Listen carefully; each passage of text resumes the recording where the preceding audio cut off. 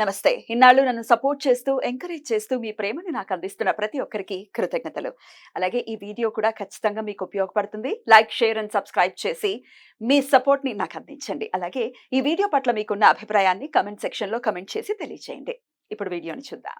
నమస్తే. Welcome to our channel. నేను పద్మిని. ప్రస్తుతంతో పాటు ప్రముఖ ఆధ్యాత్మికవేత్త, వాస్తు జ్యోతిష పండితులు, వాస్తు జ్యోతిష శిక్షణా నిపుణులు, లలిత ఉపాసకులు బ్రహ్మశ్రీ నానాజీ పట్నాయక్ గారు మనతో పాటు ఉన్నారు. మాట్లాడదాం. సార్ నమస్తే సార్. శ్రీమాత్రే నమః. సార్ జూలై మాసంలో ఉన్నాం. జూలై 1వ తారీఖు ఈ రోజు. సో ఈ జూలై మాసం 2025వ సంవత్సరంలో జూలై 1వ తారీఖు నుంచి మనం ఒకసారి రాశి ఫలాలు గనుక చూసుకుంటే గ్రహస్థితి కాలసర్ప దోషంలోనే ఉన్నటువంటి పరిస్థితుల్లోనే ఉంది. రాహుకేతు మధ్యలోనే అన్ని గ్రహాలు కూడా ఉన్నాయి. మరి చంద్రుడిని ఎలా క్యాలిక్యులేట్ చేస్తారు? చంద్రుడు ఫాస్ట్ గానే తిరుగుతాడు కదా. ఒకటేనండి, ఎప్పుడైనా మీరు గమనించండి, కాల్సర్ప యోగం అనేటువంటిది నేను చాలా వీడియోలో చెప్పాను. అది జన్మజాతకానికి అప్లై చేయొద్దు. అదే ఓన్లీ సార్ చూసేసి చెప్తారుగా కాలసర్ప చూస్తారు దోషంలో కానీ చేయొద్దని చెప్పింది శాస్త్రంలో ఉంది. మరి దేశకాల పరిస్థితులకి ఇప్పుడు మనకి చూడండి, కాల్సర్ప యోగంలో ఉన్నప్పుడే మనకి ఫ్లైట్ యుద్ధ సంబంధం, యుద్ధము ఫ్లైట్, ఉమ్. అగ్ని ఇవాళ ప్రమాదాలు. కూడా అగ్ని ప్రమాదం జరిగింది. మనం చాలా వీడియోలో చెప్పాను నేను, అగ్ని రాసుల్లో 2 కుజుడు కేతు వచ్చి కూర్చున్నారు, అగ్ని ప్రమాదాలు జరుగుతాయి, చీలికలు ఏర్పడతాయి, పార్టీల్లో విడిపోతుంటారు, ఎక్కువగా కలవడం కాదు విడిపోతుంటారు, ఇట్లాంటివన్నీ చెప్పుకోవచ్చు. అవన్నీ అలాగే జరుగుతున్నాయి చూసుకుంటే కనుక. నిన్న రాజాసింగ్ గారు కూడా ఆయన ఏదో బీజేపీ నుంచి బీజేపీ నుంచి బయట రావడం ఇవన్నీ కూడా జరిగింది. ఇక్కడ ఏంటంటే 180 మంది ప్రెసిడెంట్ జాతకాలు తీసుకుంటే అందులో 90% ఆఫ్ పీపుల్ కి కాల్సర్ప యోగం ఉంది. అందుకని యోగం అంటున్నారా? యోగం అంటే నేను అనేది ఏంటంటే, నీ కాల్సర్పతో యోగం ఏమీ చేయకుండా, అంటే ఏ కలిసి రాకుండా ఉంటే వాళ్ళందరూ ప్రెసిడెంట్ ఎట్లా అయ్యారు? ఎగ్జాక్ట్లీ దోషం అనట్లేదు, అందుకే దోషం అన్నట్టు యోగం యోగం యోగం అది Right. ఒక రకంగా చెప్పాలంటే. అది మనం తెలియక ఏం చేస్తామంటే, ఇప్పుడు చిన్న ఉదాహరణకి నాకు ఉదాహరణకి ఎట్లా అంటే, తలనొప్పి లేస్తుంది అనుకుందాం కాసేపు. తలనొప్పికి నేను ఏదో లింక్ పెట్టుకున్నాను. ఎలాగా, నేను వాళ్ళ ఇంటికి వెళ్ళి ఏదో తిన్నాను అందుకే తలనొప్పి లేస్తుంది అంటే, అసలు నిజంగా తలనొప్పి తినడం వల్ల కాదా? తింటే ఏదైనా కడుపులో ఇండైజెషన్ అవ్వాలి, తలనొప్పి ఎందుకు వస్తుంది? కొన్నిసార్లు రావచ్చేమో, అది వేరే విషయం. కానీ ఫస్ట్ వచ్చేది నీకు ఇండైజెషన్ కడుపులో వచ్చేది.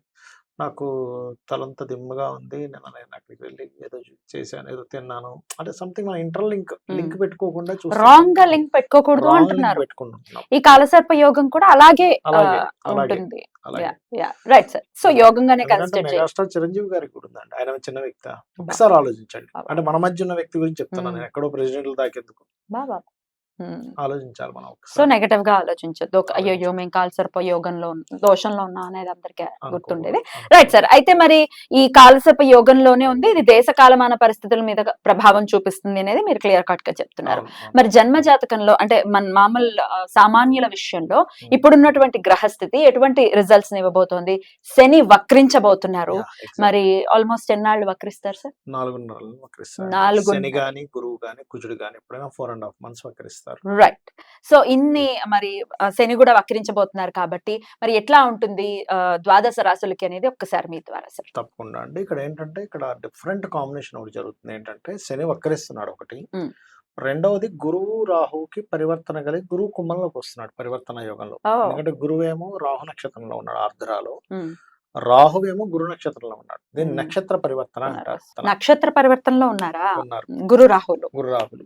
అయ్యో, గురు చండాల యోగం లాగా ఏమైనా వర్తిస్తుందా? ఏర్పడుతుంది. యాక్చువల్ గా గురువు కాల్సర్ప యోగంలో ఉన్నప్పుడు గురువు ఆరుద్ర నక్షత్రంలో ఎంటర్ అవడం వల్లే ఫ్లైట్ ఇది జరిగింది. కొంచెం ఫ్లైట్లు ప్రయాణాలు చేసేటప్పుడు కొంచెం జాగ్రత్తగానే ఉండాలి. కాకపోతే ఇప్పుడు లక్కీగా మనకి జూలైలో వృషభంలోకి వచ్చేసాడు శుక్రుడు, కాబట్టి పర్లేదు. బట్ మేషంలో ఉంటే మాత్రం చాలా ప్రమాదం అది శుక్రుడు, ఎందుకంటే సుఖాలకి వీటికి కారకుడు కాబట్టి. రైట్. ఇక్కడ మన విషయానికి వస్తే, ఈ శని రాహువుల యొక్క కలయిక ఏర్పడుతుంది ఒకవైపు మళ్ళీ గురువు వచ్చి శని కలుస్తున్నాడు. ఇది చూసుకుంటే గనక కాల్సర్ప యోగంలో ఉంది కాబట్టి జూలై 28వ తేదీ వరకు కొంచెం ఈ దాడులు కానివ్వండి రకరకాలు ఎక్కువ అవుతుంటాయి ఇంకా చెప్పాలంటే. ఎందుకంటే మీరు కరోనా టైంలో కూడా చూసుకుంటే మీకు గురువు మకరంలో నీచబడి ఉండగా శని వక్రించి దాన్ని స్టాప్ చేసాడు. అంటే నీచ నుంచి బయటకు వెళ్దామంటే ఆపేస్తున్నాడు. జీవుడు జీవకారకుడు గురువు. ఎప్పుడైనా సరే మీకు అనిపించవచ్చు ఏమంటే చాలాసార్లు కాల్సర్ప యోగాలు వస్తున్నాయి, మరి ఎందుకు కొన్నిసార్లు ఇలాంటివి జరుగుతాయి? మూమెంట్ లో న్యాచురల్ గా జరిగే మూమెంట్ కి గ్రహం డిఫరెంట్ గా మూవ్ అయినప్పుడు ఇట్లాంటివి ఎక్కువ జరుగుతాయి. ఈ సంవత్సరం విశ్వవస్తు నామ సంవత్సరంలో మీరు కనుక చూసినట్లయితే గురువు 3 రాసులు మారుతున్నాడు ఒకే సంవత్సరం. అతిచారంలో వృషభము, మిథునము, కర్కాటకం. వృషభం నుంచి వచ్చేసాడు వృషభం మిథునం నుంచి నుంచి మిథునంలోకి వచ్చి మిథునం నుంచి కర్కాటకం కర్కాటకం. వెళ్ళి అక్కడ వక్రించి మళ్ళీ ముందుకు మళ్ళీ వెళ్తున్నాడు. ముందుకు అంటే దీని అర్థం ఏమిటి? జీవులు రకరకాల పరుగులు తీయడం. అమ్మో ఏమిట్రా బాబు ఈ పరిస్థితి అనేటువంటిది ఇస్తున్నది. అయితే ఇక్కడ మన వీడియో అనేటువంటి శని రాహువులు, శని వక్రించి రాహుతో కలవబోతున్నాడు కాబట్టి అనే దాన్ని తీస్తున్నాం. శని వక్రగతి కాబట్టి ఒక్కొక్క లగ్నానికి మంచి చెడు రెండు ఉంటాయండి ఇక్కడ. మేషం నుంచి కనుక మనం తీసుకుంటే ఫస్ట్ ఆఫ్ ఆల్ మేష లగ్నాధిపతి వెళ్ళి కేతువుతో కలుస్తున్నందుకు జూలై 28వ తేదీ వరకు ఎటువంటి నిర్ణయాలు తీసుకునేటప్పుడైనా కాస్త జాగ్రత్తగా ఉండాలి వీరు. మేషరాశి వాళ్ళు జాగ్రత్తగా ఉండాలి. జాగ్రత్తగా ఉండాలి. రైట్ మేష లగ్నం వారు రాశి వారు. లగ్నం అయితే ఇక్కడ ఒక మంచి ఏమిటి వక్రించినందుకు అంటే 12లో ఉండే శని వక్రించినందుకు కొంత ఏలినాటి శని ప్రభావం తగ్గుతుంది దీనివల్ల. ఓ 4 నెలలు 4 రిలీఫ్. నెలలు కొంత తగ్గుతుంది. బిజినెస్ చేసేటువంటి వారికి కొంత గ్రోత్ ఉంటుంది ఇక్కడ. అదొకటి మనం తీసుకోవచ్చు. షేర్ మార్కెట్ ఇట్లాంటి జోలికి మాత్రం వెళ్ళకండి పంచమంలో కుజకేతువులు ఉన్నందుకు. ఇక రెండవది వృషభం వారికి కనుక చూసుకుంటే బిజినెస్ ఒకటే కాదు, నేను ఉద్యోగం కూడా చేయాలనే ఆలోచన పెరుగుతుంది. అదే కాకుండా రెండవ స్థానంలో ఉండే గురువు రాహు పరివర్తన యోగం వల్ల విదేశీ ధనయోగం, బికాస్ ఆఫ్ ధనస్థానంలో ఉండే గ్రహము, దశమంలో ఉండే గ్రహం పరివర్తన. సో విదేశీ ధనయోగం, ఇంపోర్ట్ ఎక్స్పోర్ట్ ద్వారా ధనయోగం ఇట్లాంటివి వస్తాయి వీళ్ళకి. ఇక మిథునం వారికి కనుక చూసుకుంటే లగ్న భాగ్యాధిపతుల పరివర్తన ప్లస్ శని దశమంలో ఉంటూ వక్రించాడు. దీనివల్ల ఏమిటంటే ఉద్యోగంలో ఇంకొంచెం హైక్ రావడానికి ఇంకేదైనా కొత్త విద్యలు, కొంతమంది చూడండి ఉద్యోగం చేస్తూ ఇది కాదు నేను ఇక్కడ కాదు ఉండాల్సింది ఇంకొంచెం వేరే కోర్స్ చేస్తానని మళ్ళీ వెళ్తారు. రీసెర్చ్ పిహెచ్డీస్ లాంటివి చేయడానికి అనుకూలిస్తుంది ఇక్కడ. అలాగే ఇంకోటి ఏంటంటే కొంత స్ట్రాంగ్ కూడా అవుతారు ఈ వక్రగతి వల్ల. అలాగే ఇంకోటి ఏంటంటే ఉన్న ప్రదేశం కాకుండా వేరే ప్రదేశానికి వెళ్ళడం ద్వారా గ్రోత్ అనేటువంటిది ఉంటుంది. ఇక కర్కాటకం వారికి కనుక చూసుకుంటే అష్టమ శని పోయిందనుకుంది మళ్ళీ వెనక్కి వస్తుంది అన్నట్టుగా ఉంటుంది. కాబట్టి ఏంటంటే కాస్త వీళ్ళు ఫైనాన్స్ విషయంలోని, షేర్ మార్కెట్ విషయంలోని రీసెర్చ్ చేసేటప్పుడు పూర్వీకుల ఆస్తుల్లో ముఖ్యంగా తాతగారి ఆస్తికి సంబంధించిన విషయంలో తొందరపాటు నిర్ణయాలు పనికిరావు.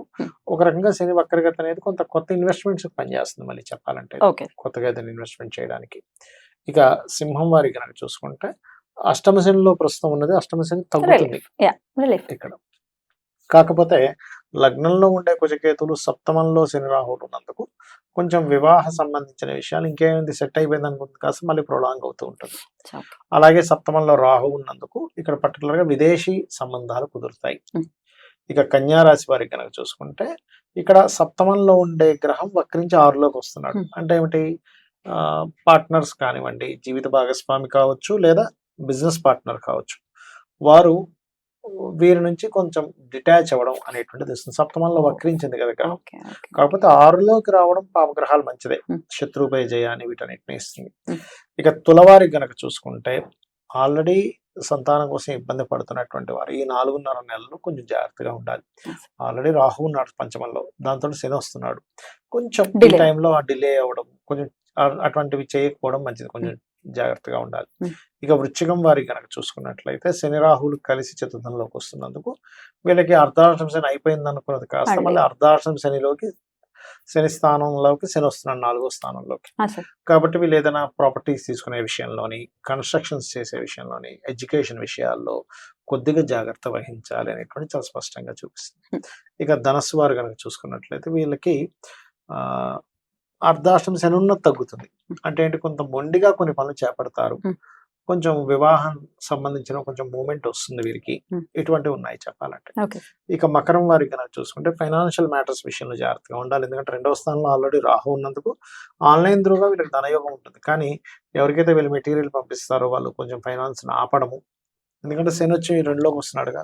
అందుకని ఎవరికైనా క్రెడిట్ ఇస్తున్నాము, లేకపోతే ధన విషయంలో ఒక మ్యాటర్ మాట్లాడుకుంటున్నాము, నోటి మాటతో అనేసామంటే తర్వాత అయ్యో నేను అనలేదు అంటాడు, ఇట్లాంటివి ఉంటాయి కొంచెం. సో కుంభం వారికి కనుక చూసుకుంటే రాశిలో ఆల్రెడీ రాహు సంచరిస్తున్నాడు, దాంతో కర్మకారకుడు వస్తున్నాడు, సప్తమంలో కుజకేతులు ఉన్నారు. వీళ్ళు పర్టికులర్ గా వివాహ నిర్ణయాలు, అలాగే పార్ట్నర్షిప్స్ అండ్ ఇన్వెస్ట్మెంట్స్ చేసేటప్పుడు చాలా జాగ్రత్తగా ఉండాలి. ఎందుకంటే 12వ అధిపతి రాశిలోకి వస్తున్నాడు వక్రించి. ఇక మీనం వారికి కనుక చూసుకున్నట్లయితే వీళ్ళకి ఆల్రెడీ ఎల్నాడు శని నడుస్తుంది, కొంత రిలీఫ్ వస్తుంది వక్రగతి వల్ల. అమ్మయ్య స్ట్రెస్ ఫ్రీ అయ్యామనేటువంటి ఫీలింగ్ మాత్రం ఇస్తాడు. అలాగే విదేశాల్లో ఉండేటువంటి ప్రాపర్టీస్ ఏదైనా తీసుకోవడం, అక్కడే ఏదైనా కోర్స్ చేయడం, ఎందుకంటే ఈ 4వ అధిపతి 12లో ఉండే గ్రహాలు 2 పరివర్తన చెందాయి కాబట్టి అక్కడ పిఆర్ కోసం ట్రై చేసేటువంటి వారికి రావడము ఇటువంటివి కలుగుతాయి.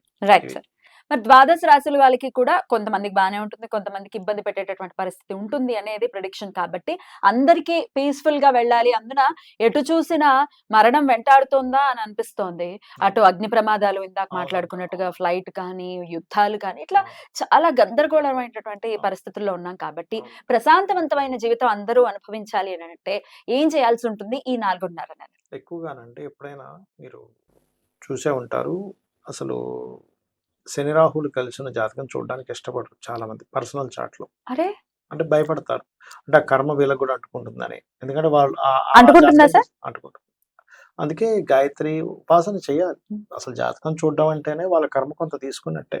అబ్బబ్బా! ఎందుకంటే అయితే రెమెడీ ఇప్పుడు మరి చెప్తున్నాం కదా! ఇప్పుడు పుట్టే వాళ్ళకి శని రాహువులు కలిసి ఉన్న ఉంటారు. సమయంలో ఉంటారు. అయితే హ్మ్. ఏం కాదు. మేము భయపడాలి. చండీ చేసుకుంటే పోతుందండి. హ్మ్. చండీ, పితృదేవత ఆరాధన ఇవి చేసుకుంటే పోతుంది ఏం కాదు. Right sir. అయితే నేను ఎందుకు చెప్తున్నానంటే అనుష్ఠానం లేకుండా, గాయత్రి చదవకుండా, లేకపోతే ఎటువంటి దేవతను ఉపాసన అనుష్ఠానం లేకుండా చూసి చెప్పకూడదు. చెప్పకూడదు. చెప్పకూడదు. జాతకాలు అలా చూసేయకూడదు.